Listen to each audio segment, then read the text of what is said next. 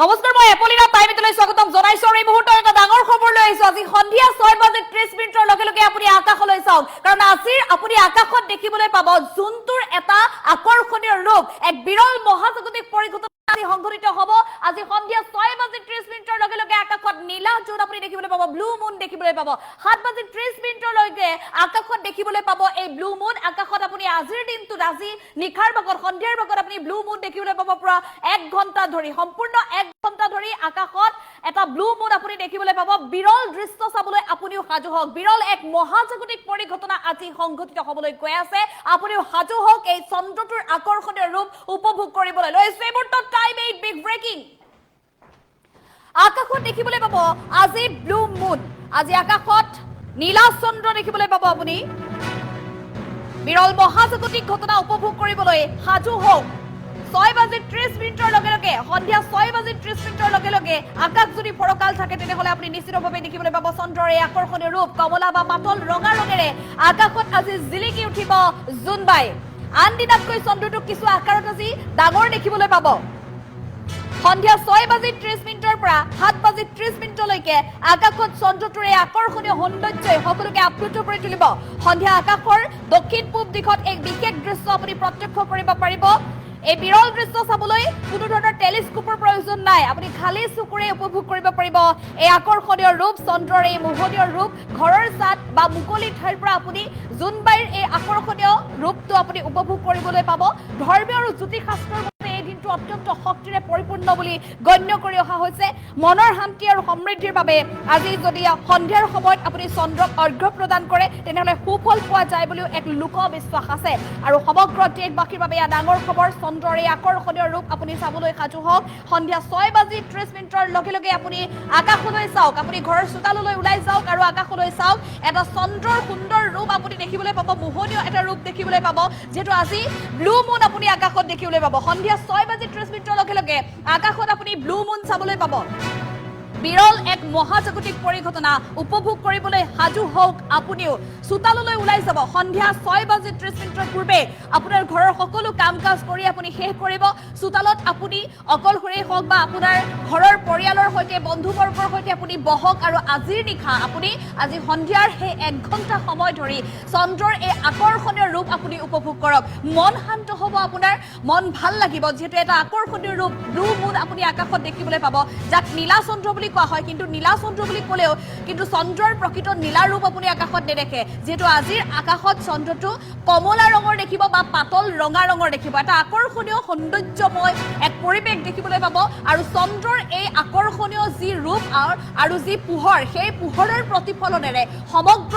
এই আকাশখন আপোনাৰ সন্মুখত আপোনাৰ মূৰৰ ওপৰত থকা নীলা আকাশখনত এক আকৰ্ষণীয় ৰং আপুনি দেখিবলৈ পাব এক সুন্দৰ পৰিৱেশ আপুনি দেখিবলৈ পাব সন্ধিয়া 6:30 লগে লগে সাজু হওক এই বিৰল মহাজাগতিক পৰিঘটনা উপভোগ কৰিবৰ বাবে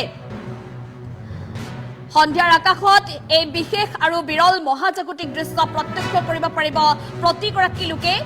যিটো চন্দ্ৰৰ এই আকৰ্ষণীয় ৰূপটোক বিজ্ঞানীসকলে জ্যোতিষীসকলে ব্লু মুন বুলি অভিহিত কৰি আহিছে জোনটোৰ ৰং আজি সকলোৰে ধাৰণা অনুসৰি আচলতে জোনটোৰ ৰং আজি নীলা হৈ পৰিব যেটো নাম ব্লু মুন কিন্তু তেনে নহয় আচলতে কাৰণ ৰং হলনিৰ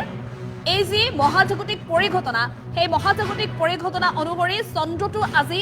আকাৰত ডাঙৰ হৈ পৰিব আৰু চন্দ্ৰটো আজিৰ দিনটোত আপুনি দেখিবলৈ পাব কমলা ৰঙৰ ডাঠ কমলা ৰঙৰ দেখিবলৈ পাব আৰু ক্ৰমান্বয়ে যেতিয়া 7:30 ওচৰ হ'ব তেতিয়া আপুনি দেখিবলৈ পাব পাতল ৰঙা ৰং এটা লৈছে আৰু সম্পূৰ্ণ নীলা আকাশখনৰ চন্দ্ৰটোৰ কাষে কাষে যি এটা আঙঠি সদৃশ আৱৰণ দেখিবলৈ পাব সেই আঙঠি সদৃশ আৱৰণটোত এক ধুনীয়া এক ৰং উজ্জ্বল এক ৰং পৰিলক্ষিত হ'ব যেটো ক্যালেন্ডাৰ মাহৰ ভিতৰত দুবাৰকৈ পূৰ্ণিমা আহে আৰু সেই যিটো দ্বিতীয় পূৰ্ণিমা হয় সেই দ্বিতীয় পূৰ্ণিমাটোৱে হয় ব্লু মুন আৰু চলিত মে মাহৰ 2026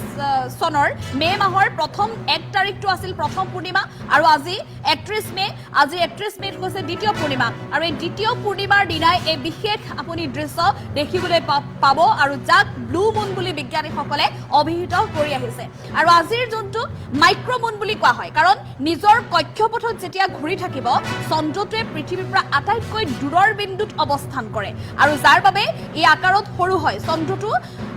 আকাৰত যেহেতু সৰু হয় আৰু যাৰ বাবে চন্দ্ৰটোক লৈ কৌতূহলৰ অন্তই নাই সৰু ল'ৰা ছোৱালীৰ পৰা ডাঙৰলৈকে কৌতূহলৰ অন্ত নাই আৰু যাৰ বাবে জ্যোতিষ বিজ্ঞানীসকলেও ধাৰাবাহিকভাৱে চন্দ্ৰটোৰ ওপৰত বিভিন্ন ধৰণৰ গৱেষণা অব্যাহত ৰাখিছে কিন্তু সেই কক্ষপথত ঘূৰি থকা সৰু চন্দ্ৰটো আজি আকাৰত হঠাৎ আপুনি ডাঙৰ দেখিবলৈ পাব আপুনি গছৰ কাষত যেতিয়া দেখিব গছজোপাতে চন্দ্ৰটো লাগি থকা দেখিব বা দূৰৰ পৰা আপুনি চোতালৰ পৰা যদি ওখ ঘৰ এটালৈ মন কৰে তেনেহ'লে ওখ ঘৰটোৰ আপুনি কাষতে যেন চন্দ্ৰটো লাগি আছে এনেধৰণে আসলে আপুনি অনুভৱ কৰিব এই ৰঙচুৱা বা ডাঙৰ চন্দ্ৰটো কিয় ৰঙচুৱা হ'ব কিয় ডাঙৰ হ'ব যেহেতু বৈজ্ঞানিকসকলে ইতিমধ্যে এই সন্দৰ্ভত বহু গৱেষণা কৰিছে আৰু চন্দ্ৰৰ এই ৰঙচুৱা ৰং বা ব্লু মুনৰ ৰহস্য ভেদ কৰিছে চন্দ্ৰৰ এই আকাৰৰ যি বৃহৎ আকাৰ সেই বৃহৎ আকাৰৰ ৰহস্য ইতিমধ্যে ভেদ কৰিছে ৰঙা ৰঙৰ ৰহস্য হৈছে যোনটো যেতিয়া একেবাৰে হৰিজনৰ ওচৰত থাকিব তেতিয়া পোহৰ আমাৰ চকুৰ ওচৰ পাবলৈ পৃথিৱীৰ বায়ুমণ্ডলৰ এক ডাঠ তৰপ পাৰ হ'ব লগা হয় আৰু যাৰ বাবে এই চুটি তৰংগ দৈৰ্ঘ্যৰ নীলা পোহৰবোৰ বায়ুমণ্ডলত যেতিয়া প্ৰতিফলিত হৈ যায় হিচৰিত হৈ পৰে তেতিয়া দীঘল তৰংগ দৈৰ্ঘ্যৰ ৰঙা তথা কমলা পোহৰে আমাৰ চকুৰ সন্মুখলৈ আহে আৰু যাৰ বাবে আমি জোনটোক এনেধৰণে ব্লু মুন বুলি বিজ্ঞানীসকলে উল্লেখ কৰি আহিছে যিটো জোন আমি আকাৰত ডাঙৰ দেখো বিশাল আকৃতিৰ কাৰণ যিটো গছ গছনি পাহাৰ বা ডাঙৰ অট্টালিকাৰ পিছফালে একেবাৰে কাষতে লাগি থকা যেন দেখি যাৰ বাবে এই চন্দ্ৰটোক আমি আকাৰত ডাঙৰ বুলি মানি আহিছো বা ডাঙৰ বুলি দেখি আহিছো আকাৰত বহুত ডাঙৰ দেখিবলৈ পোৱা যায় আৰু চন্দ্ৰৰ যিটো ভৌতিক আকাৰ চন্দ্ৰৰ ভৌতিক আকাৰৰ কিন্তু কোনো ধৰণৰ পৰিৱৰ্তন নহয় মাত্ৰ এই যি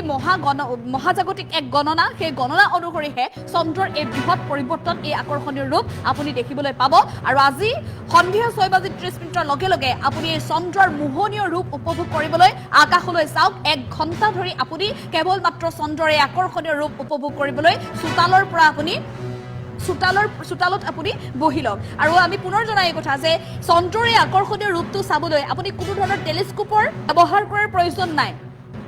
পৰিষ্কাৰ আকাশ বতৰ যদি ডাৱৰীয়া নাথাকে আকাশ যদি গুমা হৈ নাথাকে আপুনি পৰিষ্কাৰ আকাশত আপোনাৰ ঘৰৰ ওপৰৰ চাদৰ পৰাও আপুনি চাব পাৰিব আৰু যদি মুকলি ঠাই আছে আপোনাৰ চোতালৰ পৰা চাব পাৰিব মুকলি অঞ্চলৰ পৰা আপুনি এই এক বিৰল ক্ষণ আপুনি উপভোগ কৰিব পাৰিব আৰু চন্দ্ৰৰ এই যি নতুন ৰূপ বা চন্দ্ৰৰ এই যি আকৰ্ষণীয় ৰূপ এই আকৰ্ষণীয় ৰূপটোক আচলতে ধৰ্মীয় হিন্দু ধৰ্মৰ ৰীতি নীতি মতে বা জ্যোতিষ শাস্ত্ৰৰ যিসমূহ দৃষ্টিভংগী আছে জ্যোতিষ শাস্ত্ৰ মতে এটা শক্তিশালী আৰু শুভ সময় বুলি জ্ঞান কৰি অহা হৈছে যাৰ বাবে এই চন্দ্ৰটোৰ এই আকৰ্ষণীয় ৰূপ উপভোগ কৰিলে মানসিকভাৱে শান্তি লাভ কৰা বুলি কয় জীৱনৰ সমৃদ্ধিৰ বাবে আজিৰ দিনটোত আচলতে বহুতে নীতি নিয়মো পালন কৰি আহিছে লোকবিশ্বাস অনুসৰি নীতি নিয়ম পালন কৰি আহিছে ঠিক তেনেধৰণে আজিৰ দিনটোত যদি আজি নিশাৰ ভাগত সন্ধিয়া যদি আপুনি চন্দ্ৰ দেৱতাক দৰ্শন কৰি অৰ্ঘ্য অৰ্পণ কৰে তেনেহ'লে মানুহে মনৰ শান্তি লাভ কৰে বুলি এক লোকবিশ্বাস আহিছে লোকবিশ্বাস চলি আছে মনৰ একাগ্ৰতা আৰু শান্তিৰ বাবে বহু লোকে আজি ধ্যান বা মেডিটেশ্যনত বহিবলৈও সাজু হৈছে সন্ধিয়া 6:30 চন্দ্ৰৰ এই আকৰ্ষণীয় ৰূপ উপভোগ কৰিবলৈ আপুনিও সাজু হওক কাৰণ আজিৰ আপুনি 6:30 লগে লগে আকাশত দেখিবলৈ পাব ব্লু মুন